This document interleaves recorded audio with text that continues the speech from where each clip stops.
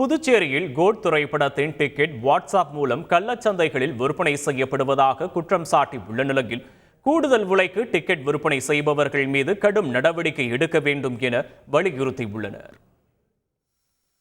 புதுச்சேரியில் இந்த கள்ளச்சந்தையில் விற்பனையாகக்கூடிய இந்த டிக்கெட்டுகளை முறைப்படுத்தி கவுண்டரில் விற்கிறதுக்கான முன்னேற்பாடாக இந்த புதுச்சேரி அரசு எந்த நடவடிக்கையும் மேற்கொள்ளலை. இதற்கான உரிய அதிகாரிகளை போட்டு இல்லை காவல்துறையை போட்டு அதை கண்காணிக்கிறதுக்கும் எந்த நடவடிக்கையும் இல்லை. இதெல்லாம் இல்லாமல் இளைஞர்கள் 4000 ரூபாய் கொடுத்து எப்படி டிக்கெட் பார்க்க வருவாங்க அப்படிங்கிற அந்த ஒரு கேள்வியும் இருக்குது. இதனால் புதுச்சேரி அரசுக்கு வருமான இழப்பு தானே ஏற்படும். இப்போ முறையாக டிக்கெட் கவுண்டரில் டிக்கெட் போட்டு அவன் டிக்கெட் கிழிச்சு கையில் கொடுத்தாங்கன்னா அந்த டிக்கெட்டுக்கான வரிங்கிறது ஸ்டேட்டு ரிசீவ் பண்ணக்கூடிய அந்த வரிங்கிறதும் கரெக்டாக மாநிலத்துக்கு போய் சேரும்.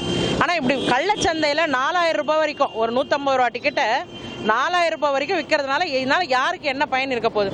இதனால் கொள்ளை போகக்கூடிய இந்த பணத்தை முறையாக அரசாங்கம் இந்த டிக்கெட்டை ஒழுங்குமுறைப்படுத்தி விற்பனை செய்து ஏழை எளிய சாமானிய மக்களும் தனக்கு விருப்பமான ஒரு திரைப்படத்தை பார்ப்பதற்கு இந்த புதுச்சேரி அரசு உடனடியாக இதுக்கு தீர்வு காரணம். ஆந்திராவில் கோட் திரைப்படம் வியாழக்கிழமை காலை 6 மணிக்கு திரையிடப்பட உள்ளது. தமிழகத்தின் எல்லை மாவட்டங்களான சித்தூர், திருப்பதி மாவட்டங்களில் தமிழிலும் மாநிலத்தின் மற்ற பகுதிகளிலும் தெலுங்கிலும் இத்திரைப்படம் வெளியாக உள்ளது.